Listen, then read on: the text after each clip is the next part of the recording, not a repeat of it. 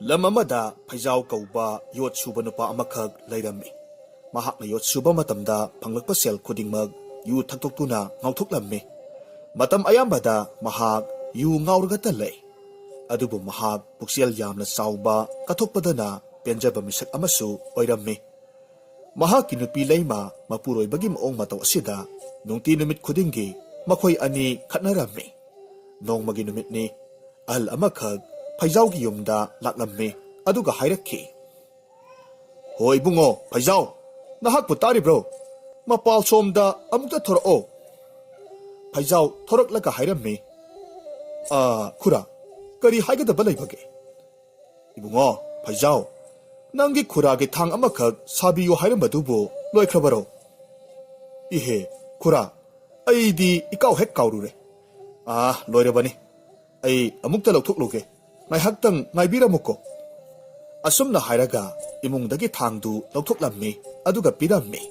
Aduga hairakki. Khura sida leire. Adubu khura asemmanse yaragadi haujik oina pibiramu. Hoi ibungo piramlage. Se sida leire. Asumna hainaraga sen khara piramlaba matung ahandu mahaki thangdu puraga chatkre. Piram liba senduda Phaijau na yenglaga hairammi. Masi leirabadi ngasigidi konarani se. Asumna hairaga mahak yu thakpham mafam adomda chatke taurammi. Tanja asida mahaki nupi leimadu imunglomdagi prap thoraklammi aduga hairammi. Ho kadaida amuk chatpigi hairibano sak loijarabane chatpi khrano.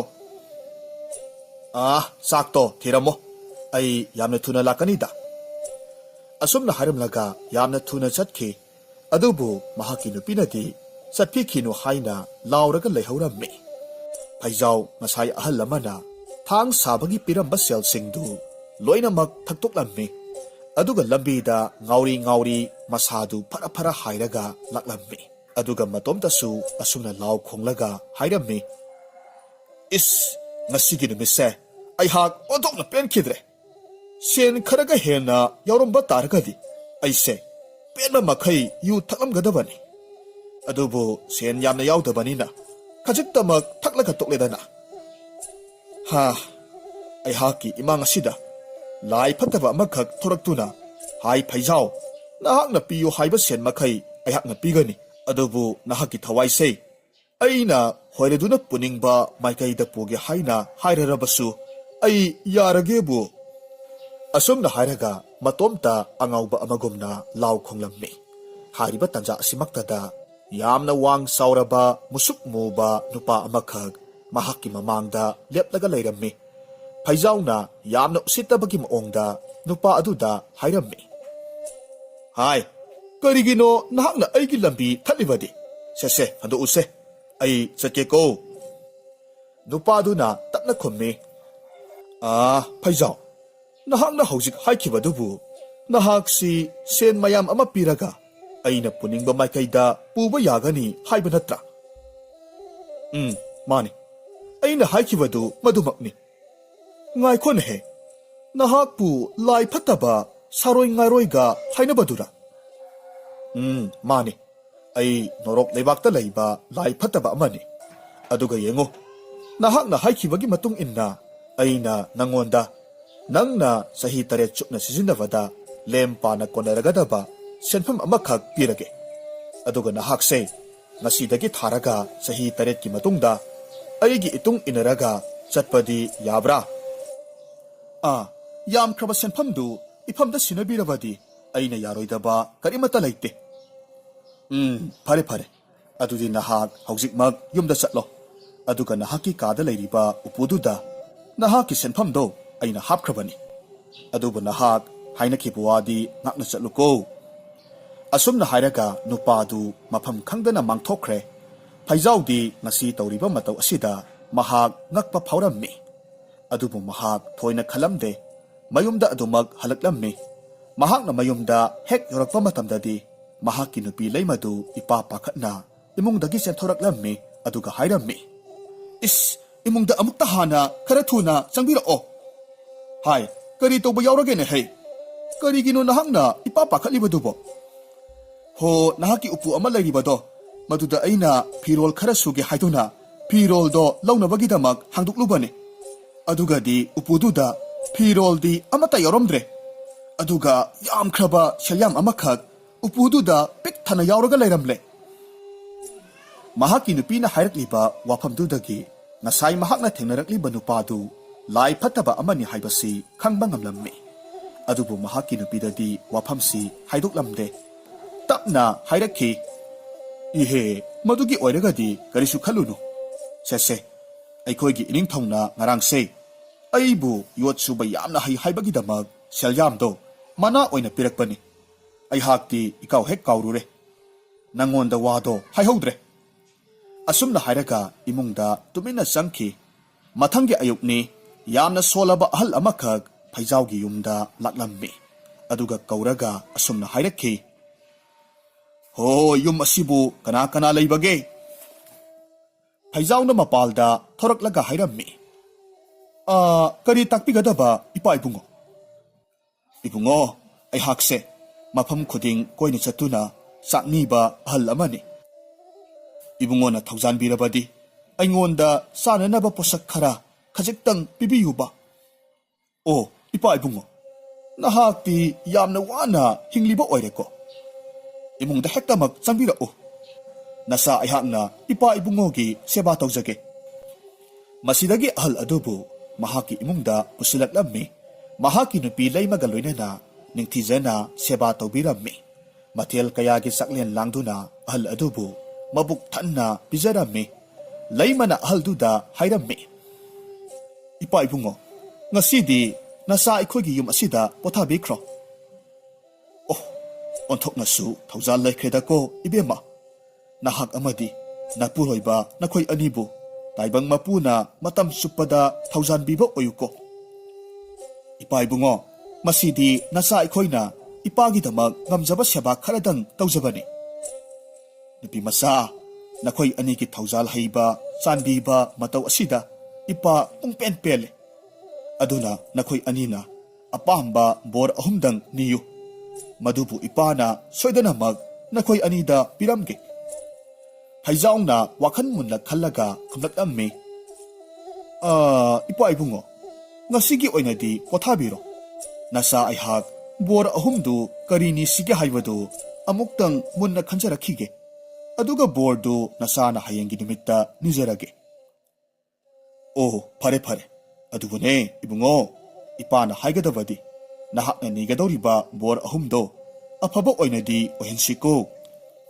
hairiba nimittugi ahingdu phaijaw tumthaba yadana kari borni sige haina khalammi mathangi ayukni sakniba ahaldu chatnabagi damak thoraklammi aduga phaijawda hairakhi phaijaw nahakpu nigadaba bor ahumdubu khalabro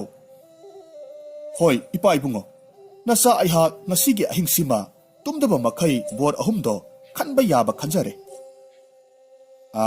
ipa ibungo nasa aihakna yot subada sizinajaba nungthang amakhak leijaye madubu hek paikhiba myoi amatana aihakna toklo nungthang haiba wahaisi hek haidiba makhaidi matomta nungthangdu pangeida yairaga adumak lehenbiyu ibungo phaijaw nahaki bor asidi kari bor no he phare phare adubu aina haikhrabanina phare mado pirage lepnamak phangba oijaro aduga nahaki anisuba bordudi kari oinani gadoriba handakti afaba nungayai phaba oigadaba bor oinaniyu ko ipa ibungo nasana ni jariba borse kona thangda afaba nungaibata oirakadoribani nasa aihakna munna khanjaraga haijaribani adugane aigi anisuba bordi sumdawbani aihaki khaw masa amakhak leije khaw aduda hek hapsin khiba pasak amata aihaki ayaba yaudragadi kanagumba amatana lauthokpa ngamanbiganu madubu afaba bor singadoribrane phaijauna haksidi onthoida adubu phare phare haidokhrabani madusu lepnamak phangjaro aduga ahumsuba bordudi ipa ibungo nasa aihaki ahumsuba bordudi ꯑꯩꯍꯥꯛꯀꯤ ꯑꯆꯧꯕ ꯃꯣꯔꯥ ꯑꯃꯈꯛ ꯂꯩꯖꯩ꯫ ꯃꯣꯔꯥ ꯑꯗꯨꯗ ꯍꯦꯛ ꯐꯝꯈꯤꯕ ꯃꯤꯁꯛ ꯑꯃꯠꯇ ꯑꯩꯍꯥꯛꯅ ꯆꯤꯡꯈꯠꯄꯤꯗ꯭ꯔꯤꯕ ꯐꯥꯎꯕꯗꯤ ꯍꯧꯒꯠꯄ ꯉꯝꯗꯕ ꯑꯣꯏꯍꯟꯕꯤꯌꯨꯗꯣ꯫ ꯏꯄꯥꯒꯤ ꯏꯕꯨꯡꯉꯣ, ꯅꯍꯥꯛꯅ ꯅꯤꯔꯤꯕ ꯕꯣꯔꯗꯣ ꯂꯦꯞꯅꯃꯛ ꯐꯪꯕ ꯑꯣꯏꯔꯣ꯫ ꯑꯗꯨꯕꯨ ꯅꯍꯥꯛꯅ ꯅꯤꯔꯤꯕ ꯕꯣꯔꯁꯤꯡꯁꯦ ꯀꯝꯗꯧꯅ ꯑꯐꯕ ꯕꯣꯔ ꯑꯣꯏꯔꯛꯀꯗꯧꯔꯤꯕꯅꯣ ꯍꯥꯏꯕꯗꯨꯃꯗꯤ ꯏꯄꯥꯒꯤ ꯋꯥꯈꯜꯅꯗꯤ ꯂꯥꯝꯕ ꯐꯪꯗ꯭ꯔꯦꯍꯦ꯫ ꯑꯗꯨꯕꯨ ꯐꯔꯦ, ꯏꯄꯥ ꯑꯃꯨꯛ ꯆꯠꯂꯒꯦꯀꯣ꯫ ꯑꯁꯨꯝꯅ ꯍꯥꯏꯔꯒ ꯑꯍꯜꯗꯨ ꯑꯗꯨꯃꯛ ꯆꯠꯈ꯭ꯔꯦ꯫ ꯑꯍꯜꯗꯨꯅ ꯍꯦꯛ ꯆꯠꯈꯤꯕꯒꯗꯤ ꯐꯩꯖꯥꯎ ꯁꯦꯜ ꯃꯌꯥꯝ ꯑꯃꯈꯛ ꯄꯨꯔꯒ ꯌꯨ ꯊꯛꯄ ꯊꯣꯔꯛꯂꯝꯃꯤ꯫ ꯃꯍꯥꯛꯅ ꯍꯦꯛ ꯍꯦꯛ ꯌꯨ ꯊꯛꯄ ꯃꯐꯝꯗꯨ ꯌꯧꯔꯕ ꯀꯥꯟꯗ ꯌꯨ ꯊꯛꯂꯒ ꯂꯩꯔꯝꯕ ꯃꯤ ꯃꯌꯥꯝ ꯑꯗꯨꯗ ꯃꯍꯥꯛꯅ ꯑꯁꯨꯝꯅ ꯍꯥꯏꯔꯝꯃꯤ, ꯇꯤꯟꯕꯤꯔꯤꯕ ꯃꯌꯥꯝ, ꯏꯌꯥꯝꯕ ꯏꯅꯥꯎ ꯃꯌꯥꯝ ꯄꯨꯝꯅꯃꯛ ꯇꯥꯕꯤꯌꯨ꯫ ꯉꯁꯤꯒꯤ ꯑꯣꯏꯅꯗꯤ ꯃꯌꯥꯝꯒꯤꯗꯃꯛ ꯑꯩꯍꯥꯛꯅ ꯌꯨ ꯊꯛꯄꯒꯤ ꯁꯦꯟꯗꯣ ꯄꯨꯊꯣꯛꯆꯔꯒꯦ꯫ ꯃꯌꯥꯝꯅ ꯊꯛꯄꯤꯅꯤꯡꯕ ꯆꯥꯡ ꯑꯗꯨ ꯐꯥꯎꯕ ꯑꯗꯨꯃꯛ ꯊꯛꯄꯤꯔꯣ꯫ ꯑꯁꯨꯝꯅ ꯍꯥꯏꯔꯒ ꯃꯍꯥꯛꯅ ꯄꯨꯔꯛꯂꯤꯕ ꯁꯦꯜ ꯃꯌꯥꯝꯗꯨ ꯌꯨ ꯌꯣꯜꯂꯤꯕ ꯅꯨꯄꯥ ꯑꯗꯨꯗ ꯄꯤꯁꯤꯜꯂꯝꯃꯤ꯫ ꯑꯗꯨꯒ ꯃꯍꯥꯛꯁꯨ ꯃꯕꯨꯛ ꯄꯦꯟꯕ ꯃꯈꯩ ꯌꯨ ꯊꯛꯂꯝꯃꯤ꯫ ꯍꯥꯏꯔꯤꯕ ꯅꯨꯃꯤꯠ ꯑꯗꯨꯒꯤ ꯑꯍꯤꯡꯗꯨ ꯃꯌꯨꯝꯗ ꯍꯟꯖꯤꯟꯗꯕ ꯃꯈꯩ ꯃꯃꯥꯟꯅꯕ ꯃꯌꯥꯝꯒ ꯂꯣꯏꯅꯅ ꯐꯩꯖꯥꯎ ꯌꯨ ꯊꯛꯂꯝꯃꯤ꯫ ꯑꯁꯣꯝꯗꯅ ꯂꯩꯃꯅ ꯃꯄꯨꯔꯣꯏꯕ ꯍꯟꯖꯤꯜꯂꯛꯇꯕ ꯑꯗꯨꯗ ꯅꯨꯡꯁꯥ ꯊꯤꯔꯝꯃꯤ꯫ ꯃꯆꯤꯟꯗ ꯑꯁꯨꯝꯅ ꯁꯣꯜꯂꯤ, ꯏꯁ, ꯀꯔꯤ ꯇꯧꯕ ꯌꯥꯎꯔꯕꯖꯥꯠꯅꯣ? ꯅꯣꯡꯃꯇꯁꯨ ꯌꯨ ꯊꯛ ꯆꯥꯗꯨꯅ ꯉꯥꯎꯖꯔꯕꯁꯨ ꯉꯁꯤꯒꯤ ꯑꯁꯨꯝꯅꯗꯤ ꯑꯍꯤꯡ ꯊꯦꯛꯂꯕ ꯐꯥꯎꯕꯗ ꯍꯟꯖꯤꯜꯂꯛꯇꯕ ꯌꯥꯎꯗ꯭ꯔꯤꯕꯅꯤ꯫ ꯍꯦ ꯇꯥꯏꯕꯪ ꯁꯦꯝꯕ ꯃꯄꯨ, ꯅꯅꯥꯏ ꯑꯩꯍꯥꯛꯀꯤ ꯏꯄꯨꯔꯣꯏꯕꯗꯣ ꯑꯁꯣꯏ ꯑꯉꯥꯝ ꯌꯥꯎꯗꯅ ꯈꯨꯗꯣꯡꯊꯤꯕ ꯊꯣꯛꯍꯟꯕꯤꯒꯅꯨꯀꯣ꯫ ꯃꯊꯪꯒꯤ ꯑꯌꯨꯛꯅꯤ꯫ ꯐꯩꯖꯥꯎ ꯉꯔꯥꯡ ꯑꯍꯤꯡ ꯆꯨꯞꯄ ꯑꯃ ꯌꯨ ꯊꯛꯇꯨꯅ ꯉꯥꯎꯔꯨꯕꯒꯤ ꯃꯁꯥꯗꯨ ꯍꯥꯏꯔꯪ ꯍꯥꯏꯔꯪ ꯇꯧꯔꯒ ꯃꯌꯨꯝꯗ ꯍꯜꯂꯛꯂꯝꯃꯤ꯫ ꯃꯄꯨꯔꯣꯏꯕꯅ ꯍꯜꯂꯛꯄꯗꯨꯗ ꯂꯩꯃ ꯄꯔꯞ ꯄꯔꯞ ꯆꯪꯁꯤꯜꯂꯛꯂꯝꯃꯤ꯫ ꯑꯗꯨꯒ ꯍꯥꯏꯔꯝꯃꯤ, ꯅꯠꯇꯦ, ꯉꯔꯥꯡ ꯑꯍꯤꯡ ꯆꯨꯞꯄ ꯑꯃ ꯀꯗꯥꯏꯋꯥꯏꯗ ꯂꯩꯔꯨꯕꯒꯦ? ꯏꯅꯤꯡꯊꯧꯅ ꯄꯤꯕꯤꯔꯛꯈꯤꯕ ꯃꯅꯥ ꯃꯊꯨꯝ ꯑꯗꯨꯅ ꯅꯍꯥꯛꯅ ꯇꯧꯅꯤꯡꯕꯇ ꯇꯧꯗꯨꯅ ꯅꯨꯡꯉꯥꯏꯅ ꯂꯩꯔꯤꯕ ꯑꯣꯏꯔꯦꯀꯣ꯫ ꯌꯨꯝꯗ ꯅꯨꯄꯤ ꯑꯉꯥꯡꯒ ꯂꯩꯍꯧꯔꯤ ꯍꯥꯏꯕꯁꯦ ꯀꯥꯎꯊꯣꯛꯄ ꯃꯈꯩ ꯌꯨ ꯊꯛꯂꯒ ꯑꯍꯤꯡ ꯆꯨꯞꯄ ꯑꯃ ꯂꯩꯊꯣꯛꯄ ꯍꯦꯛ ꯉꯝꯃꯤꯗꯀꯣ꯫ ꯍꯥꯏ ꯂꯩꯃ, ꯀꯔꯤꯅꯣ ꯅꯍꯥꯛꯅ ꯍꯦꯛ ꯍꯜꯂꯛꯄꯁꯤꯗ ꯂꯋꯥꯏ ꯂꯨꯇꯣꯟꯗꯒꯤ ꯂꯥꯛꯇꯅ ꯉꯥꯡꯂꯤꯕꯁꯤꯕꯣ? ꯂꯩꯀꯥꯏ ꯃꯌꯥꯝ ꯃꯃꯥꯡꯗ ꯑꯩ ꯏꯀꯥꯏꯀꯣ꯫ ꯏꯁ, ꯍꯔꯦ ꯍꯔꯦ, ꯏꯀꯥꯏꯕꯒꯁꯨ ꯐꯥꯎꯕꯤꯔꯤꯕ ꯑꯣꯏꯔꯦꯀꯣ꯫ ꯂꯩꯀꯥꯏ ꯃꯤꯌꯥꯝꯅ ꯉꯥꯡꯅꯔꯤꯕꯁꯦ ꯅꯍꯥꯛꯇꯤ ꯀꯔꯤꯁꯨ ꯇꯥꯔꯝꯂꯣꯏꯌꯦ꯫ ꯑꯩꯍꯥꯛꯇꯤ ꯊꯣꯡꯒꯥꯜ ꯋꯥꯡꯃ ꯂꯥꯟꯕ ꯉꯝꯗ꯭ꯔꯦ꯫ ꯂꯩꯀꯥꯏ ꯃꯤꯌꯥꯝꯅ ꯀꯔꯤ ꯍꯥꯏꯅꯔꯤꯕ ꯍꯥ? ꯍꯣ, ꯑꯩꯅ ꯃꯤꯌꯥꯝ ꯇꯤꯟꯕ ꯃꯐꯝꯗ ꯍꯦꯛ ꯆꯪꯂꯨꯕꯒ ꯃꯤꯌꯥꯝ ꯑꯁꯤꯅ ꯌꯨ ꯉꯥꯎꯕ ꯐꯩꯖꯥꯎꯒꯤ ꯅꯨꯄꯤ ꯂꯥꯛꯑꯦ ꯍꯥꯏꯗꯨꯅ ꯆꯤꯕꯣꯟ ꯆꯤꯕꯣꯟ ꯉꯥꯡꯅꯕꯗꯣ ꯑꯩꯍꯥꯛ ꯅꯥꯀꯣꯡꯁꯤꯅ ꯇꯥꯕ ꯉꯝꯗ꯭ꯔꯦ꯫ ꯊꯕꯛ ꯏꯟꯈꯥꯡꯒ ꯑꯃꯠꯇ ꯆꯠꯅꯤꯡꯗ꯭ꯔꯕꯅꯤ꯫ ꯍꯦꯔꯥ, ꯃꯤꯌꯥꯝꯅ ꯑꯆꯨꯝꯕ ꯉꯥꯡꯅꯕꯗꯨꯕꯨ ꯀꯩꯗꯧꯏ ꯍꯥꯏꯕꯒꯦ? ꯑꯩꯍꯥꯛꯅ ꯌꯨ ꯉꯥꯎꯕ ꯑꯣꯏꯔꯝꯕꯒꯤ ꯅꯍꯥꯛꯄꯨ ꯌꯨ ꯉꯥꯎꯕꯒꯤ ꯅꯨꯄꯤ ꯍꯥꯏꯕꯅꯤ꯫ ꯃꯗꯨꯗ ꯀꯔꯤꯁꯨ ꯊꯣꯏꯅ ꯈꯟꯖꯤꯜꯂꯨꯒꯅꯨ꯫ ꯁꯦ, ꯑꯩ ꯆꯥꯛ ꯌꯥꯝꯅ ꯂꯥꯝꯃꯦ꯫ ꯆꯥꯛꯇꯨꯝ ꯐꯖꯅ ꯊꯣꯡꯂꯨꯔꯣ꯫ ꯂꯩꯃꯗꯤ ꯃꯆꯤꯟꯗ ꯀꯔꯤ ꯀꯔꯤꯅꯣ ꯉꯥꯡꯗꯨꯅ ꯏꯃꯨꯡꯗ ꯆꯪꯈ꯭ꯔꯦ꯫ ꯑꯗꯨꯕꯨ ꯐꯩꯖꯥꯎꯅꯗꯤ ꯃꯍꯥꯛꯀꯤ ꯅꯨꯄꯤꯅ ꯍꯥꯏꯔꯤꯕꯁꯤꯡꯗꯨ ꯊꯣꯏꯅ ꯇꯥꯁꯤꯜꯂꯨꯗ꯭ꯔꯦ꯫ ꯑꯁꯨꯝꯅ ꯆꯍꯤ 8 ꯆꯨꯞꯅ ꯅꯨꯡꯉꯥꯏꯊꯣꯛꯇꯨꯅ ꯂꯦꯜꯂꯝꯃꯤ꯫ ꯃꯇꯝꯗꯤ ꯑꯁꯨꯝ ꯍꯧꯈꯤ꯫ ꯆꯍꯤ 8 ꯃꯄꯨꯡ ꯐꯥꯔꯦ꯫ ꯐꯠꯇꯕ ꯂꯥꯏ ꯑꯗꯨꯅ ꯄꯤꯔꯝꯕ ꯁꯦꯜ ꯃꯌꯥꯝꯗꯨꯁꯨ ꯃꯍꯥꯛꯅ ꯊꯛꯇꯣꯛ ꯆꯥꯊꯣꯛꯈꯤꯕꯗ ꯄꯨꯝꯂꯣꯏ ꯍꯦꯛ ꯂꯣꯏꯁꯤꯟꯈ꯭ꯔꯦ꯫ ꯃꯁꯤꯗꯒꯤꯗꯤ ꯃꯍꯥꯛ ꯍꯥꯟꯅꯒꯤ ꯃꯇꯧꯒꯨꯝꯅ ꯌꯣꯠ ꯁꯨꯕ ꯑꯃꯨꯛ ꯍꯧꯔꯛꯂꯝꯃꯤ꯫ ꯅꯣꯡꯃ ꯃꯍꯥꯛ ꯌꯣꯠ ꯁꯨꯔꯒ ꯂꯩꯔꯝꯃꯤ꯫ ꯃꯍꯥꯛꯅ ꯄꯥꯏꯔꯤꯕ ꯌꯣꯇꯦꯛꯇꯨ ꯃꯩ ꯏꯠꯂꯒ ꯅꯨꯡꯊꯪ ꯑꯗꯨꯅ ꯊꯥꯔꯒ ꯂꯩꯔꯝꯃꯤ꯫ ꯃꯇꯝ ꯑꯁꯤꯃꯛꯇꯗ ꯂꯥꯏ ꯐꯠꯇꯕꯗꯨ ꯀꯗꯣꯝꯗꯒꯤꯅꯣ ꯈꯪꯍꯧꯗꯦ ꯃꯍꯥꯛꯀꯤ ꯃꯃꯥꯡꯃꯛꯇꯗ ꯊꯣꯔꯛꯂꯝꯃꯤ꯫ ꯑꯗꯨꯒ ꯍꯥꯏꯔꯛꯈꯤ, ꯍꯥꯏ ꯐꯩꯖꯥꯎ, ꯍꯥꯏꯅꯈꯤꯕꯒꯤ ꯃꯇꯨꯡ ꯏꯟꯅ ꯆꯍꯤ 8 ꯃꯄꯨꯡ ꯐꯥꯔꯦ꯫ ꯑꯗꯨꯒ ꯑꯩꯍꯥꯛ ꯅꯍꯥꯛꯀꯤ ꯊꯋꯥꯏꯗꯣ ꯂꯧꯕ ꯂꯥꯛꯂꯤꯕꯅꯤ꯫ ꯐꯩꯖꯥꯎꯅ ꯌꯥꯝꯅ ꯇꯞꯅ ꯈꯨꯝꯃꯤ, ꯍꯣꯏ ꯆꯨꯝꯃꯤ꯫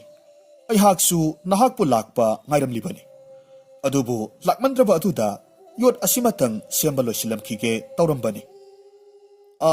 ꯅꯍꯥꯛꯅ ꯌꯥꯕꯤꯔꯕꯗꯤ ꯌꯣꯠ ꯑꯁꯤꯗ ꯑꯩꯍꯥꯛꯅ ꯄꯥꯏꯔꯤꯕ ꯅꯨꯡꯊꯪ ꯑꯁꯤꯅ ꯑꯃꯨꯛꯇꯪ ꯊꯥꯕꯤꯔꯛꯎ꯫ ꯑꯁꯨꯝꯅ ꯍꯥꯏꯔꯒ ꯅꯨꯡꯊꯪꯗꯨ ꯄꯤꯔꯝꯃꯤ꯫ ꯂꯥꯏ ꯐꯠꯇꯕ ꯑꯗꯨꯗꯤ ꯐꯩꯖꯥꯎꯗ ꯑꯍꯜ ꯑꯣꯏꯔꯕ ꯍꯅꯨꯕꯗꯨꯅ ꯄꯤꯔꯝꯕ ꯕꯣꯔꯗꯨꯒꯤ ꯃꯔꯝꯗ ꯀꯔꯤꯁꯨ ꯈꯪꯕ ꯅꯠꯇꯦ꯫ ꯃꯔꯝ ꯑꯗꯨꯅ ꯅꯨꯡꯊꯪꯗꯨ ꯇꯥꯞ ꯂꯥꯎꯅ ꯄꯥꯏꯔꯝꯃꯤ꯫ ꯌꯣꯇꯦꯛ ꯑꯗꯨꯗ ꯌꯩꯕ ꯍꯧꯔꯝꯃꯤ꯫ ꯑꯗꯨꯕꯨ ꯅꯨꯡꯊꯪ ꯑꯗꯨꯗꯤ ꯌꯩꯕ ꯂꯦꯞꯄꯣ ꯍꯥꯏꯕ ꯁꯨꯛꯌꯥ ꯌꯥꯔꯝꯗꯦ꯫ ꯃꯁꯤꯗꯒꯤ ꯂꯥꯏ ꯐꯠꯇꯕ ꯑꯗꯨꯅ ꯐꯩꯖꯥꯎꯗ ꯍꯥꯏꯔꯝꯃꯤ, ꯀꯔꯤꯅꯣ ꯇꯧꯔꯤꯕ ꯃꯇꯧꯁꯤꯕꯣ? ꯍꯥꯏ ꯐꯩꯖꯥꯎ, ꯅꯍꯥꯛꯀꯤ ꯅꯨꯡꯊꯪꯁꯤꯗꯤ ꯑꯩꯍꯥꯛꯀꯤ ꯈꯨꯠ ꯑꯁꯤꯗ ꯅꯞꯂꯒ ꯑꯗꯨꯃꯛ ꯂꯩꯔꯦꯅ ꯍꯩ꯫ ꯑꯗꯨꯒ ꯌꯣꯇꯦꯛ ꯑꯁꯤꯗ ꯌꯩꯕꯁꯤꯁꯨ ꯂꯦꯞꯀꯦ ꯍꯥꯏꯕ ꯌꯥꯗ꯭ꯔꯦ꯫ ꯅꯍꯥꯛꯄꯨ ꯅꯨꯡꯊꯪꯁꯦ ꯑꯃꯨꯛꯇ ꯈꯥꯝꯃꯨꯅꯦꯍꯦ꯫ ꯐꯩꯖꯥꯎꯅ ꯅꯣꯛꯂꯒ ꯈꯨꯝꯃꯤ, ꯑꯍꯥ ꯂꯥꯏ ꯐꯠꯇꯕ, ꯅꯍꯥꯛꯇꯤ ꯅꯨꯡꯊꯪ ꯑꯁꯤꯒ ꯑꯗꯨꯃꯛ ꯂꯩꯕꯤꯍꯧꯔꯣ꯫ ꯑꯩꯍꯥꯛꯇꯤ ꯅꯨꯡꯊꯪ ꯑꯁꯤꯕꯨ ꯈꯥꯝꯕ ꯉꯝꯂꯣꯏꯀꯣ꯫ ꯑꯁꯨꯝꯅ ꯍꯥꯏꯔꯝꯂꯒ ꯅꯣꯛꯂꯒ ꯃꯄꯥꯜ ꯊꯣꯛꯈ꯭ꯔꯦ꯫ ꯂꯥꯏ ꯐꯠꯇꯕꯗꯨ ꯅꯨꯃꯤꯠ ꯍꯨꯝꯅꯤ ꯆꯨꯞꯅ ꯅꯨꯡꯊꯪꯗꯨ ꯂꯦꯞꯇꯅ ꯑꯗꯨꯃꯛ ꯌꯩꯔꯒ ꯂꯩꯔꯝꯃꯤ꯫ ꯌꯨꯝꯊꯪꯅꯕ ꯃꯤꯁꯤꯡꯅꯗꯤ ꯌꯣꯠ ꯁꯨꯔꯤꯕꯁꯤ ꯂꯥꯏ ꯐꯠꯇꯕꯅꯤ ꯍꯥꯏꯕꯁꯤ ꯈꯪꯕ ꯅꯠꯇꯦ꯫ ꯃꯔꯝ ꯑꯗꯨꯅ ꯃꯤꯌꯥꯝꯅꯗꯤ ꯑꯁꯨꯝꯅ ꯍꯥꯏꯅꯔꯝꯃꯤ, ꯍꯟꯗꯛꯇꯤ ꯐꯩꯖꯥꯎꯁꯦ ꯌꯨ ꯊꯛꯄ ꯇꯣꯛꯂꯕ ꯃꯥꯜꯂꯦ꯫ ꯑꯍꯤꯡ ꯅꯨꯡꯊꯤꯟ ꯈꯪꯗꯅ ꯊꯕꯛꯀ ꯅꯤꯡꯊꯤꯅ ꯁꯨꯔꯦ꯫ ꯅꯨꯃꯤꯠ ꯍꯨꯝꯅꯤ ꯁꯨꯛꯂꯦꯞ ꯂꯦꯞꯇꯅ ꯅꯨꯡꯊꯪꯗꯨ ꯑꯗꯨꯝ ꯌꯩꯔꯒ ꯂꯩꯔꯛꯄ ꯑꯗꯨꯗ ꯂꯥꯏ ꯐꯠꯇꯕꯗꯨ ꯑꯁꯨꯛꯀꯤ ꯃꯇꯤꯛ ꯌꯥꯝꯅ ꯋꯥꯔꯝꯃꯤ꯫ ꯃꯁꯤꯗꯒꯤ ꯃꯍꯥꯛꯅ ꯐꯩꯖꯥꯎꯕꯨ ꯀꯧꯔꯒ ꯍꯥꯏꯔꯝꯃꯤ, ꯍꯣ ꯐꯩꯖꯥꯎ, ꯑꯩꯍꯥꯛꯄꯨ ꯑꯃꯨꯛꯇ ꯀꯟꯕꯤꯌꯨꯕ꯫ ꯅꯍꯥꯛꯀꯤ ꯅꯨꯡꯊꯪꯁꯦ ꯌꯩꯕ ꯑꯃꯨꯛꯇ ꯂꯦꯞꯍꯟꯕꯤꯌꯨ꯫ ꯐꯩꯖꯥꯎꯗꯨ ꯃꯍꯥꯛꯀꯤ ꯌꯣꯠ ꯁꯨꯐꯝ ꯑꯗꯣꯝꯗ ꯆꯪꯂꯛꯂꯝꯃꯤ ꯑꯗꯨꯒ ꯍꯥꯏꯔꯝꯃꯤ, ꯂꯥꯏ ꯐꯠꯇꯕ, ꯑꯩꯅ ꯅꯨꯡꯊꯪ ꯑꯁꯤꯕꯨ ꯌꯩꯕ ꯂꯦꯞꯍꯜꯂꯒ ꯑꯩꯉꯣꯟꯗ ꯅꯍꯥꯛꯅ ꯀꯔꯤꯕꯨ ꯀꯥꯟꯅꯕ ꯄꯤꯒꯗꯧꯔꯤꯕꯅꯣ? ꯐꯩꯖꯥꯎ, ꯍꯥꯟꯅꯒꯤ ꯃꯇꯧꯒꯨꯝꯅ ꯅꯪꯉꯣꯟꯗ ꯑꯩꯍꯥꯛꯅ ꯆꯍꯤ 9 ꯑꯃꯒ ꯑꯃꯨꯛ ꯃꯇꯝ ꯄꯤꯔꯒꯦ꯫ ꯑꯗꯨꯒ ꯍꯥꯟꯅ ꯄꯤꯈꯤꯕ ꯁꯦꯟꯌꯥꯝꯗꯨꯗꯒꯤ ꯁꯔꯨꯛ 2 ꯍꯦꯟꯒꯠꯅ ꯌꯥꯝꯂꯕ ꯁꯦꯟꯌꯥꯝ ꯑꯃꯒ ꯄꯤꯔꯒꯦ꯫ ꯐꯔꯦ ꯐꯔꯦ, ꯅꯍꯥꯛꯅ ꯑꯗꯨꯝꯅ ꯍꯥꯏꯔꯕꯅꯤꯅ ꯑꯩꯍꯥꯛ ꯅꯨꯡꯊꯪꯁꯦ ꯌꯩꯕ ꯂꯦꯞꯍꯜꯂꯒꯦ꯫ ꯑꯁꯨꯝꯅ ꯍꯥꯏꯔꯒ ꯅꯨꯡꯊꯪ ꯑꯗꯨꯗ ꯑꯃꯨꯛ ꯍꯥꯏꯔꯝꯃꯤ, ꯍꯦ ꯑꯩꯍꯥꯛꯀꯤ ꯅꯨꯡꯁꯤꯔꯕ ꯅꯨꯡꯊꯪ, ꯅꯍꯥꯛ ꯌꯩꯕꯗꯨ ꯂꯦꯞꯂꯣꯍꯩ꯫ ꯅꯨꯡꯊꯪ ꯑꯗꯨꯁꯨ ꯌꯩꯕ ꯂꯦꯞꯈ꯭ꯔꯦ, ꯇꯨꯃꯤꯟꯅ ꯂꯩꯃꯥꯏꯗ ꯇꯥꯔꯒ ꯂꯩꯈ꯭ꯔꯦ꯫ ꯂꯥꯏ ꯐꯠꯇꯕꯗꯨꯗꯤ ꯐꯩꯖꯥꯎꯅ ꯃꯍꯥꯛꯄꯨ ꯌꯥꯝꯅ ꯂꯥꯏꯅ ꯑꯄꯪꯕ ꯁꯤꯈꯤꯕꯗꯨꯗ ꯌꯥꯝꯅ ꯁꯥꯎꯅꯤꯡꯂꯝꯃꯤ ꯑꯗꯨꯒ ꯍꯥꯏꯔꯝꯃꯤ, ꯐꯩꯖꯥꯎ, ꯍꯟꯗꯛꯇꯤ ꯅꯍꯥꯛꯅ ꯑꯩꯕꯨ ꯑꯄꯪꯕ ꯁꯤꯈ꯭ꯔꯕꯁꯨ ꯃꯊꯪꯒꯤ ꯑꯣꯜꯂꯛꯄ ꯆꯍꯤ 9 ꯑꯁꯤꯗꯗꯤ ꯅꯍꯥꯛꯄꯨ ꯑꯩꯅ ꯁꯣꯏꯗꯅꯃꯛ ꯐꯥꯔꯒ ꯄꯨꯔꯒꯗꯕꯅꯤ꯫ ꯑꯁꯨꯝꯅ ꯍꯥꯏꯅꯔꯒ ꯃꯍꯥꯛ ꯁꯦꯟꯌꯥꯝ ꯑꯃꯈꯛ ꯄꯤꯔꯝꯂꯒ ꯃꯐꯝꯗꯨꯗꯒꯤ ꯃꯥꯡꯊꯣꯛꯈ꯭ꯔꯦ꯫ ꯐꯩꯖꯥꯎꯗꯤ ꯁꯦꯟꯌꯥꯝꯗꯨ ꯌꯦꯡꯂꯒ ꯅꯣꯛꯐꯦꯠ ꯇꯧꯔꯝꯃꯤ, ꯃꯇꯣꯝꯇ ꯁꯣꯜꯂꯤ꯫ ꯑꯄꯪꯕ ꯂꯥꯏ ꯑꯃ ꯊꯦꯡꯅꯔꯨꯕꯗꯒꯤ ꯑꯣꯟꯊꯣꯛꯅ ꯅꯨꯡꯉꯥꯏꯈ꯭ꯔꯦꯗꯀꯣ꯫ ꯃꯊꯪꯒꯤ ꯆꯍꯤ 9 ꯁꯨꯔꯛꯄ ꯀꯥꯟꯗꯁꯨ ꯑꯩꯅ ꯅꯍꯥꯛꯄꯨ ꯂꯥꯏꯅ ꯑꯄꯪꯕ ꯁꯤꯒꯗꯧꯔꯤꯕꯅꯤ ꯍꯥꯏꯕꯁꯦ ꯅꯍꯥꯛꯇꯤ ꯈꯪꯖꯕ ꯅꯠꯇꯦꯅꯦ꯫ ꯑꯁꯨꯝꯅ ꯂꯥꯏ ꯐꯠꯇꯕ ꯑꯗꯨꯅ ꯄꯤꯔꯝꯕ ꯁꯦꯟꯌꯥꯝ ꯑꯗꯨꯅ ꯆꯍꯤ 9 ꯑꯗꯨꯃꯁꯨ ꯃꯍꯥꯛ ꯌꯥꯝꯅ ꯅꯨꯡꯉꯥꯏꯅ ꯌꯨ ꯊꯛ ꯆꯥꯗꯨꯅ ꯉꯥꯎꯊꯣꯛꯂꯝꯃꯤ꯫ ꯃꯇꯝꯗꯤ ꯑꯁꯨꯝ ꯍꯧꯈꯤ꯫ ꯍꯟꯗꯛꯁꯨ ꯆꯍꯤ 9 ꯃꯄꯨꯡ ꯐꯥꯔꯛꯂꯦ꯫ ꯌꯥꯝꯈ꯭ꯔꯕ ꯁꯦꯟꯌꯥꯝꯗꯨ ꯂꯣꯏꯅꯃꯛ ꯂꯣꯏꯁꯤꯟꯈꯤꯕꯅ ꯃꯍꯥꯛ ꯌꯣꯠ ꯁꯨꯕ ꯑꯃꯨꯛ ꯍꯧꯔꯝꯃꯤ꯫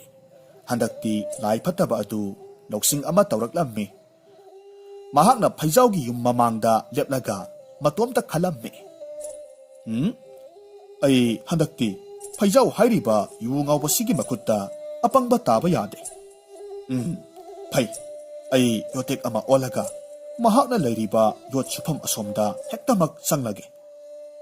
ꯑꯁꯨꯝꯅ ꯍꯥꯏꯔꯒ ꯌꯣꯇꯦꯛ ꯃꯆꯥ ꯑꯃꯈꯛ ꯑꯣꯜꯂꯒ ꯐꯩꯖꯥꯎꯅ ꯌꯣꯠ ꯁꯨꯐꯝ ꯑꯗꯨꯗ ꯂꯩꯔꯤꯕ ꯀꯥ ꯑꯗꯨꯗ ꯊꯔꯣ ꯑꯣꯟꯁꯤꯜꯂꯛꯂꯝꯃꯤ꯫ ꯑꯗꯨꯕꯨ ꯌꯨꯉꯥꯎꯕ ꯑꯣꯏꯔꯕꯁꯨ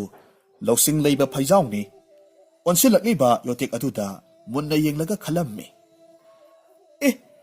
ꯀꯥ ꯑꯁꯤꯒꯤ ꯃꯄꯥꯟꯂꯣꯝꯗꯗꯤ ꯀꯅꯥꯕꯨ ꯂꯩꯗꯨꯅ ꯌꯣꯇꯦꯛꯁꯤ ꯂꯪꯁꯤꯜꯂꯛꯀꯗꯧꯔꯤꯕꯅꯣ? ꯑꯗꯨꯒ ꯎꯅꯥ ꯋꯥꯅꯥꯅꯤ ꯍꯥꯏꯗꯅ ꯅꯨꯡꯁꯤꯠꯅ ꯍꯨꯝꯗꯨꯅ ꯄꯨꯔꯛꯀꯅꯤ ꯍꯥꯏꯕꯁꯨ ꯂꯩꯇꯦ꯫ ꯌꯣꯇꯦꯛꯁꯦ ꯂꯥꯏ ꯐꯠꯇꯕꯗꯨꯅ ꯑꯣꯟꯕ ꯑꯣꯏꯔꯤꯅꯦꯌꯦ꯫ ꯃꯍꯥꯛꯅ ꯑꯩꯍꯥꯛꯀꯤ ꯈꯨꯠꯇ ꯑꯄꯪꯕ ꯇꯥꯕ ꯇꯥꯔꯦ ꯈꯟꯗꯨꯅ ꯌꯣꯇꯦꯛ ꯑꯣꯟꯁꯤꯟꯅꯔꯒ ꯆꯪꯂꯛꯄ ꯑꯣꯏꯔꯝꯅꯤ꯫ ꯐꯩ, ꯂꯥꯏ ꯐꯠꯇꯕ, ꯅꯍꯥꯛ ꯉꯁꯤꯗꯤ ꯈꯪꯒꯅꯤꯗꯣ꯫ ꯃꯁꯤꯗꯒꯤꯗꯤ ꯐꯩꯖꯥꯎꯗꯨ ꯐꯝꯂꯝꯕꯗꯒꯤ ꯐꯨꯛ ꯂꯥꯎꯅ ꯍꯧꯒꯠꯂꯤ꯫ ꯂꯥꯏ ꯐꯠꯇꯕꯅ ꯑꯣꯟꯕ ꯌꯣꯇꯦꯛꯇꯨ ꯇꯥꯞ ꯂꯥꯎꯅ ꯄꯥꯏꯈꯠꯂꯤ꯫ ꯃꯍꯥꯛꯀꯤ ꯂꯩꯔꯤꯕ ꯕꯣꯔ ꯐꯪꯂꯕ ꯈꯥꯎ ꯃꯆꯥ ꯑꯗꯨꯗ ꯍꯥꯞꯆꯤꯜꯂꯝꯃꯤ꯫ ꯑꯗꯨꯒ ꯃꯍꯥꯛꯀꯤ ꯌꯣꯠ ꯁꯨꯅꯅꯕ ꯊꯝꯂꯤꯕ ꯌꯣꯠꯆꯥꯎ ꯑꯗꯨꯒꯤ ꯃꯊꯛꯇ ꯊꯝꯂꯝꯃꯤ꯫ ꯅꯨꯡꯊꯪ ꯑꯗꯨꯅ ꯈꯥꯎ ꯑꯗꯨꯗ ꯌꯥꯎꯔꯤꯕ ꯌꯣꯇꯦꯛ ꯑꯗꯨꯕꯨ ꯀꯟꯅ ꯌꯩꯕ ꯍꯧꯔꯛꯂꯝꯃꯤ꯫ ꯂꯥꯏ ꯐꯠꯇꯕꯗꯨꯗꯤ ꯈꯥꯎ ꯃꯅꯨꯡ ꯑꯗꯨꯗꯒꯤ ꯊꯣꯔꯛꯄꯁꯨ ꯉꯝꯗ ꯅꯨꯡꯊꯪꯅ ꯌꯩꯔꯛꯄꯒꯤ ꯆꯩꯅꯥ ꯈꯥꯡꯂꯒ ꯂꯥꯎ ꯈꯣꯡꯗꯨꯅ ꯀꯞꯂꯝꯃꯤ꯫ ꯑꯗꯨꯒ ꯍꯥꯏꯔꯛꯏ, ꯑꯩ ꯁꯤꯔꯦ, ꯍꯣ ꯐꯩꯖꯥꯎ, ꯑꯩꯕꯨ ꯑꯃꯨꯛꯇ ꯀꯟꯕꯤꯌꯨ, ꯑꯩꯒꯤ ꯊꯋꯥꯏꯁꯦ ꯃꯥꯡꯕ ꯇꯥꯔꯦ꯫ ꯑꯗꯨꯕꯨ ꯃꯍꯥꯛꯅ ꯂꯥꯎꯔꯤꯕꯗꯨꯗꯤ ꯀꯔꯤꯁꯨ ꯇꯥꯗꯅ ꯑꯗꯨꯃꯛ ꯅꯨꯡꯊꯪ ꯑꯗꯨꯅ ꯀꯟꯅ ꯀꯟꯅ ꯌꯩꯁꯤꯜꯂꯤ꯫ ꯂꯥꯏ ꯐꯠꯇꯕ ꯑꯗꯨꯅ ꯑꯃꯨꯛ ꯍꯥꯏꯔꯝꯃꯤ, ꯐꯩꯖꯥꯎ, ꯑꯩꯍꯥꯛꯄꯨ ꯑꯃꯨꯛꯇ ꯈꯥꯎ ꯃꯅꯨꯡꯁꯤꯗꯒꯤ ꯂꯧꯊꯣꯛꯄꯤꯌꯨ꯫ ꯃꯃꯥꯡꯗ ꯑꯩꯍꯥꯛꯅ ꯅꯉꯣꯟꯗ ꯄꯤꯈꯤꯕꯒꯨꯝ ꯍꯟꯗꯛꯁꯨ ꯆꯍꯤ 8 ꯑꯃꯒ ꯑꯃꯨꯛ ꯃꯇꯝ ꯄꯤꯔꯒꯦ꯫ ꯑꯗꯨꯒ ꯁꯦꯟꯐꯝꯁꯤꯡ ꯑꯗꯨꯁꯨ ꯁꯔꯨꯛ 3 ꯍꯦꯟꯒꯠꯅ ꯄꯤꯔꯒꯦ꯫ ꯑꯩꯒꯤ ꯊꯋꯥꯏ ꯑꯁꯤꯗꯗꯤ ꯀꯟꯕꯤꯌꯨ꯫ ꯐꯩꯖꯥꯎꯅ ꯈꯨꯝꯂꯛꯂꯝꯃꯤ, ꯍꯣ ꯑꯗꯨꯅꯤꯗꯅ, ꯑꯗꯨꯃꯥꯏꯅ ꯉꯁꯥꯏꯅ ꯅꯔꯣꯜꯗꯣ ꯆꯨꯝꯂꯝꯕ ꯇꯥꯔꯒꯗꯤ ꯈꯥꯎ ꯑꯁꯤꯗꯒꯤ ꯉꯁꯥꯏꯅ ꯂꯧꯊꯣꯛꯄꯤꯔꯝꯒꯗꯕꯗꯨꯕꯨ꯫ ꯑꯗꯨꯕꯨ ꯅꯔꯣꯜ ꯆꯨꯝꯗꯕꯗꯨꯗ ꯈꯔꯗꯤ ꯅꯥꯔꯝꯂꯒꯅꯤꯗꯣ ꯍꯥ ꯂꯥꯏ ꯐꯠꯇꯕ꯫ ꯐꯔꯦ ꯐꯔꯦ, ꯑꯩꯍꯥꯛ ꯅꯍꯥꯛꯄꯨ ꯈꯥꯎꯁꯤꯗꯒꯤ ꯂꯧꯊꯣꯛꯄꯤꯔꯒꯦꯀꯣ꯫ ꯃꯁꯤꯗꯒꯤꯗꯤ ꯈꯥꯎ ꯃꯅꯨꯡꯗ ꯌꯥꯎꯔꯤꯕ ꯂꯥꯏ ꯐꯠꯇꯕ ꯑꯗꯨꯕꯨ ꯂꯧꯊꯣꯛꯄꯤꯔꯝꯃꯤ꯫ ꯍꯟꯗꯛꯇꯤ ꯂꯥꯏ ꯐꯠꯇꯕꯗꯨ ꯋꯥꯍꯩ ꯑꯃꯇꯁꯨ ꯍꯥꯏꯔꯝꯕ ꯇꯧꯗꯅ ꯑꯌꯣ ꯑꯌꯣ ꯍꯥꯏꯔꯒ ꯇꯨꯃꯤꯟꯅ ꯆꯠꯈ꯭ꯔꯦ꯫ ꯐꯩꯖꯥꯎꯗꯤ ꯂꯥꯏ ꯐꯠꯇꯕꯗꯨꯒꯤ ꯃꯇꯧꯗꯨꯗ ꯃꯕꯨꯛ ꯄꯥꯏꯔꯒ ꯅꯣꯛꯂꯝꯃꯤ꯫ ꯍꯥꯟꯅꯒꯤ ꯃꯇꯧꯒꯨꯝꯅ ꯆꯍꯤ 8 ꯑꯗꯨꯃꯁꯨ ꯅꯨꯡꯉꯥꯏꯊꯣꯛꯇꯨꯅ ꯂꯩꯔꯝꯃꯤ꯫ ꯑꯗꯨꯕꯨ ꯍꯟꯗꯛꯇꯤ ꯆꯍꯤ 8 ꯐꯥꯒꯗꯕꯒꯤ ꯅꯣꯡꯃ ꯋꯥꯠꯂꯤꯉꯩ ꯑꯍꯤꯡ ꯑꯗꯨꯗ ꯐꯩꯖꯥꯎꯗꯨ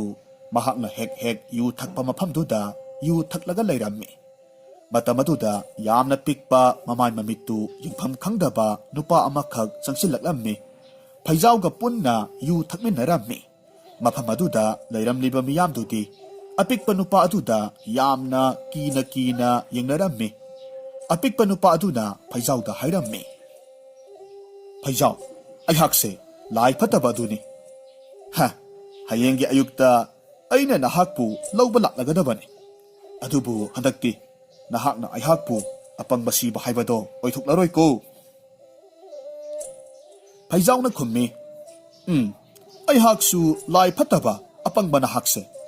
ꯑꯩꯍꯥꯛꯀꯤ ꯈꯨꯠꯇ ꯑꯄꯪꯕꯇ ꯇꯥꯃꯜꯂꯕ ꯑꯗꯨꯗ ꯅꯨꯡꯉꯥꯏꯇꯕ ꯐꯥꯎꯔꯛꯂꯕꯅꯤ꯫ ꯑꯗꯨꯅ ꯍꯌꯦꯡꯗꯤ ꯅꯍꯥꯛꯄꯨ ꯑꯄꯪꯕ ꯁꯤꯕꯤꯔꯔꯣꯏꯗꯣ꯫ ꯏꯁꯥꯅ ꯈꯪꯅ ꯑꯗꯨꯃꯛ ꯅꯍꯥꯛꯀꯤ ꯅꯇꯨꯡ ꯏꯜꯂꯛꯂꯒꯦ ꯍꯥꯏꯅ ꯈꯜꯂꯝꯂꯤꯕꯅꯤ꯫ ꯑꯁꯨꯝꯅ ꯉꯥꯏꯍꯥꯛ ꯂꯩꯔꯝꯂꯕ ꯃꯇꯨꯡ ꯑꯄꯤꯛꯄ ꯅꯨꯄꯥꯗꯨꯁꯨ ꯑꯃꯨꯛ ꯆꯠꯈ꯭ꯔꯦ꯫ ꯑꯗꯨꯒ ꯐꯩꯖꯥꯎꯁꯨ ꯃꯌꯨꯝꯗ ꯍꯜꯂꯛꯂꯝꯃꯤ꯫ ꯃꯊꯪꯒꯤ ꯑꯌꯨꯛꯅꯤ꯫ ꯂꯥꯏ ꯐꯠꯇꯕꯗꯨ ꯑꯉꯟꯕ ꯑꯌꯨꯛ ꯑꯗꯨꯗ ꯐꯩꯖꯥꯎꯕꯨ ꯂꯧꯕ ꯂꯥꯛꯂꯝꯃꯤ꯫ ꯑꯗꯨꯕꯨ ꯍꯟꯗꯛꯇꯤ ꯂꯥꯏ ꯐꯠꯇꯕꯗꯨ ꯐꯩꯖꯥꯎꯒꯤ ꯃꯅꯥꯛ ꯅꯛꯅ ꯆꯪꯂꯛꯎ ꯍꯥꯏꯕ ꯌꯥꯔꯔꯣꯏ ꯍꯥꯏꯕꯁꯤ ꯐꯩꯖꯥꯎꯅ ꯈꯪꯂꯝꯃꯤ꯫ ꯃꯁꯤꯗꯒꯤꯗꯤ ꯃꯍꯥꯛꯅ ꯃꯍꯥꯛꯀꯤ ꯅꯨꯄꯤ ꯂꯩꯃꯒ ꯈꯠꯅꯕ ꯍꯧꯔꯛꯂꯝꯃꯤ꯫ ꯂꯩꯃꯅ ꯍꯥꯏꯔꯛꯈꯤ, ꯀꯔꯤꯅꯣ ꯑꯁꯨꯛ ꯉꯜꯂꯕ ꯑꯌꯨꯛ ꯑꯁꯤꯗꯕꯨ ꯌꯨ ꯊꯛꯄ ꯆꯠꯂꯨꯒꯦ ꯍꯥꯏꯔꯤꯕꯁꯤꯕꯣ? ꯅꯠꯇꯦ, ꯅꯍꯥꯛꯄꯨ ꯉꯥꯎꯔꯕ꯭ꯔꯣ? ꯑꯁꯨꯝꯅ ꯀꯨꯏꯅ ꯇꯧꯔꯛꯂꯕꯗꯤ ꯁꯣꯏꯔꯔꯣꯏ, ꯂꯥꯏꯔꯩꯕꯥꯛꯇ ꯃꯐꯝ ꯀꯟꯕ ꯉꯝꯂꯒꯅꯤ꯫ ꯍꯥꯏ, ꯂꯥꯏ ꯂꯩꯕꯥꯛ ꯍꯥꯏꯕꯗꯨꯗꯤ ꯅꯍꯥꯛꯄꯨ ꯎꯖꯔꯕ꯭ꯔꯣ? ꯑꯩꯈꯣꯏꯗꯤꯅꯦ ꯂꯥꯏꯔꯩꯕꯥꯛ ꯍꯥꯏꯕꯁꯦ ꯇꯣꯏꯅ ꯇꯣꯏꯅ ꯆꯠꯃꯟꯈ꯭ꯔꯗꯨꯅ ꯆꯠꯅꯤꯡꯕꯕꯨ ꯐꯥꯎꯗ꯭ꯔꯕꯅꯤꯅꯦ, ꯈꯪꯂꯕ꯭ꯔꯣ? ꯑꯁꯨꯝꯅ ꯑꯃꯅ ꯉꯥꯡꯕꯗ ꯑꯃꯅ ꯑꯋꯥꯏ ꯑꯈꯨꯝ ꯇꯧꯅꯔꯒ ꯈꯠꯅꯔꯒ ꯂꯩꯔꯝꯃꯤ꯫ ꯃꯄꯥꯜꯗ ꯉꯥꯏꯔꯤꯕ ꯂꯥꯏ ꯐꯠꯇꯕ ꯑꯗꯨꯗꯤ ꯃꯇꯩ ꯃꯅꯥꯎ ꯑꯅꯤꯅ ꯈꯠꯅꯔꯤꯕꯗꯨ ꯁꯨꯛꯂꯣꯏ ꯂꯣꯏꯁꯤꯟꯕ ꯅꯥꯏꯔꯔꯣꯏ ꯈꯜꯂꯗꯨꯅ ꯃꯈꯣꯏ ꯑꯅꯤꯅ ꯂꯩꯔꯤꯕ ꯃꯐꯝ ꯑꯗꯨꯗ ꯆꯪꯁꯤꯜꯂꯛꯂꯝꯃꯤ꯫ ꯑꯗꯨꯒ ꯍꯥꯏꯔꯛꯈꯤ, ꯐꯩꯖꯥꯎ, ꯂꯣꯏꯗ꯭ꯔꯤꯕꯔꯅꯦ ꯅꯍꯥꯛꯄꯣ? ꯊꯦꯡꯂꯦꯅꯦꯍꯩ, ꯆꯠꯅꯕ ꯇꯧꯁꯤꯅꯦ꯫ ꯂꯩꯃꯗꯤ ꯂꯥꯏ ꯐꯠꯇꯕꯗꯨ ꯃꯍꯥꯛꯀꯤ ꯃꯄꯨꯔꯣꯏꯕꯒ ꯌꯨ ꯊꯛꯃꯤꯟꯅꯁꯤ ꯍꯥꯏꯗꯨꯅ ꯍꯧꯕ ꯂꯥꯛꯄ ꯃꯤ ꯑꯣꯏꯔꯕꯣꯏ ꯈꯟꯗꯨꯅ ꯃꯄꯨꯔꯣꯏꯕꯗ ꯁꯥꯎꯔꯞꯅ ꯌꯦꯡꯉꯤ꯫ ꯑꯗꯨꯒ ꯍꯥꯏꯔꯝꯃꯤ, ꯑꯌꯨꯛ ꯌꯦꯟꯗ ꯑꯉꯟꯕꯁꯤꯗꯕꯨ ꯀꯔꯝꯕ ꯃꯇꯨ ꯃꯆꯥꯅꯅꯣꯅꯦ ꯃꯋꯥ ꯃꯄꯨꯔꯣꯏꯕꯕꯨ ꯌꯨ ꯊꯛꯂꯨꯆꯣ ꯍꯥꯏꯗꯨꯅ ꯊꯥꯗꯣꯔꯛꯂꯤꯕ ꯑꯁꯤꯕꯣ? ꯖꯨꯒꯣꯠ ꯋꯥꯏꯔꯝ ꯆꯥꯕ ꯅꯨꯄꯤ ꯑꯉꯥꯡꯗꯤ ꯑꯣꯏꯔꯝꯂꯣꯏꯌꯦ꯫ ꯐꯩꯖꯥꯎꯅ ꯇꯟꯖꯥ ꯑꯁꯤ ꯆꯞ ꯆꯥꯔꯦ ꯈꯟꯗꯨꯅ ꯃꯍꯥꯛꯀꯤ ꯂꯩꯔꯤꯕ ꯕꯣꯔ ꯐꯪꯂꯕ ꯃꯣꯔꯥꯗꯨ ꯂꯥꯏ ꯐꯠꯇꯕ ꯑꯗꯨꯗ ꯄꯤꯔꯒ ꯍꯥꯏꯔꯝꯃꯤ, ꯃꯐꯝ ꯑꯁꯤꯗ ꯃꯤꯠꯀꯨꯞ ꯑꯃꯠꯇ ꯐꯝꯕꯤꯌꯨ, ꯑꯩꯍꯥꯛ ꯋꯥꯐꯝ ꯑꯃꯅꯤꯗꯪ ꯁꯤꯟꯅꯖꯔꯝꯈꯤꯒꯦ꯫ ꯂꯥꯏ ꯐꯠꯇꯕ ꯑꯗꯨꯗꯤ ꯈꯪꯗꯕꯅꯤꯅ ꯃꯣꯔꯥ ꯑꯗꯨꯗ ꯐꯝꯊꯔꯝꯃꯤ꯫ ꯑꯗꯨꯕꯨ ꯃꯍꯥꯛꯅ ꯍꯦꯛ ꯐꯝꯊꯔꯨꯕꯒꯗꯤ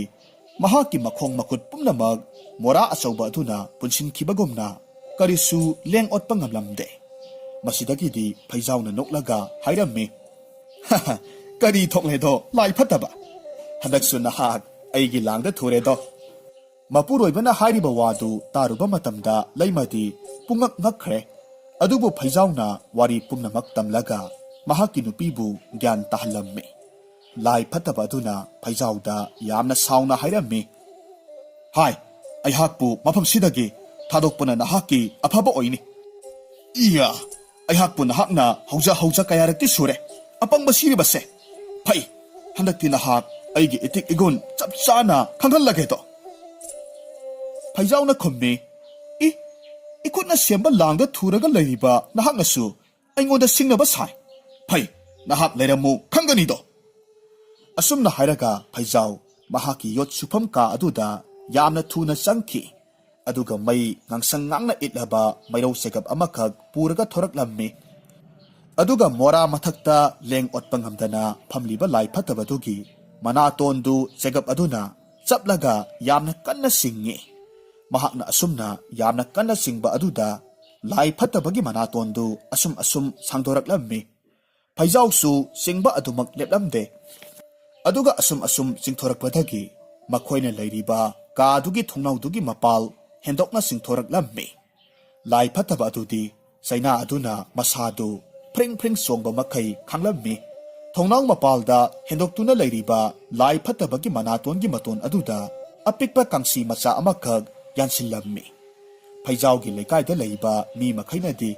महाकी मयुमदा इकोई कोशिंदुना तौरकलिबा मतौ अदुबु करीनो हाइनदुना यामना ngakna yengnaraga lei asumna lai phatabadu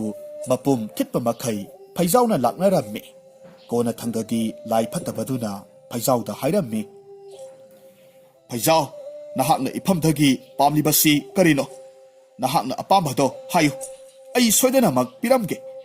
aduga aihakpu mafam sidagi amuktadi thadokpiyo hai lai phataba nahakpu mafamdudagi thadokpiyo hairabadi yengu aihakna hek darkar oirakpa khudingi aihakna apamba changda sana matum hektamak thorakhallo aduga ngasi hairiba numit asidagi nahaka aihaka leinariba marise masisu tatnarasi nahak amuk hanna aigi punsida laklaganu ko lai phataba adusu upai leitabadagi phaijauna hairiba adumak piramlaga mafamdudagi mangkhre matau asumna phaijau mapunsi chupa nunga yaifana wata padana hingki adubu nongmadi mahakisu aroiba matam haibadu oiraklammi maramaduna mahak siki phaijaugi thawaidu mahakna lai amabu otki haibagi damak lai leibakta kaba yaramde maramaduna mahak norokki leibak aduda tharaklammi mafamdu yoraba kanda norok leibak nakliba saroi ngaroi amana asumna hairammi ibungo nahaki ming adubu kari kaubage aigi mingdi phaijau kause mingdu tarvada saroi adusu masa pumba swai lauki aduga hairamme kari haiba phaijau kawi haiba adudi nahak yamna sathiba yot suba nupa adunidana ibungo nahak mafamse thadok amukta chatpikro nahakna aikhoigumlaba lai phataba amabu yamna thina lakna khibagi warido aihaksu tare aduna ai mafamsida nahaki nakhutta thawai mangba ngamjaro asumna hairaga phaijaugi thawaidu khutakta lai leibakta tharaklammi mafamdugi thongakpa aduna phaijauda amuk hanglaklammi ibungo nahaki mingdubu kari kawi haibage nanai aihaki mingdi phaijau kawi adudi nahak lai phataba amabu mapum thitpa makhai laknakhiba nupa adunidana hai nahakti lai lebak asida leigadaba natte nahakti norokki leibakta hojikmak thuna chatkro matau asumna mafam amadasu changhanda mafam amadasu amuk tanthorak phaijau upai leitabadagi miramlenda amuk tharaklammi aduga thawai ama oina miramlenda leibadi yadabanina mahakpu imung amada angang ama oina pohhallammi mahakpu mapok amada amuk pohallakliba taibang mapu mahakna masinda tapna solammi handakna amuk karamba maraibak thiba lai phataba amamuk phaijaugi makhutta tagadoriba